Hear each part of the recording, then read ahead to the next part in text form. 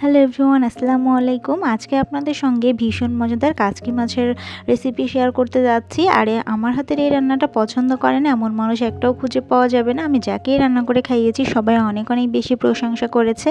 তো চলুন দেখে নিই কাচকি মাছ আমি কিভাবে রান্না করি।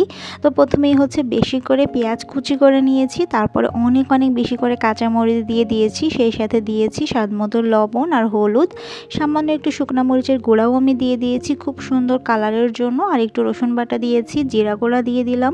অনেকেই কাচকি মাছে রসুন বাটা দিতে চান না, তবে রসুন বাটাটা দিলে কিন্তু খাবারের টেস্ট কোনো অংশেই কমে না, বরং আরও অনেক বেশি বেড়ে যায়। তো এরপরে অনেক বেশি করে তেল দিতে হবে। কাচকি মাছের কিন্তু এইটা একটা সবথেকে বড় ট্রিক্স, তেল আর মরিচটা অনেক অনেক বেশি দিতে হবে, তাহলে কিন্তু মাছটা খেতে অনেক বেশি টেস্টি হবে। তো এখন আমি এটাকে হাতের সাহায্যে খুব সুন্দর করে মেখে নিব। আর এই মাছটা কিন্তু মাখানোর উপরেই সব কিছু ডিপেন্ড করে। আপনি যত সুন্দর করে এটাকে মাখাতে পারবেন এটা কিন্তু তত বেশি মজার হয় খেতে, যেহেতু এটা মাখানো, হাতে মাখানো রান্না। তো আমি হাতে মেখেই সবসময় কাচকি মাছটা রান্না করে থাকি। তো এভাবে ভালো করে হাতের সাহায্যে মেখে নিয়েছি একদম। তো তারপরে দেখতেই পাচ্ছেন কাচকি মাছ উপর থেকে দিয়ে দিলাম। এখন খুব ভালো করে আমি ধুয়ে নিয়েছি, আর মাছগুলো একদম ফ্রেশ ছিল, মানে একদম তাজা। কাচকি মাছ কিন্তু ফ্রিজে রেখে খেলে এত বেশি ভালো লাগে না। তো যখন আপনি বাজার থেকে কিনে নিয়ে আসবেন সেই মুহূর্তে সাথে সাথেই রান্না করার চেষ্টা করবেন, তাহলে দেখবেন যে কাচকি মাছের একদম অরিজিনাল স্বাদ পাওয়া যাবে। তো ভালো করে মাছটাও মশলাগুলোর সাথে মাখিয়ে নিয়েছি। মাখতে মাখতে এত সুন্দর একটা সেন্ট আসে, যেটা মনে হবে যে এখনই কাঁচা খেয়ে ফেলি, এতটা ভালো হয়। তো হাতটা ধুয়ে পানিটাও আমি দিয়ে দিলাম। এই হাত ধোয়া পানি না দিলে মনে হয় যে ভালোই লাগে না।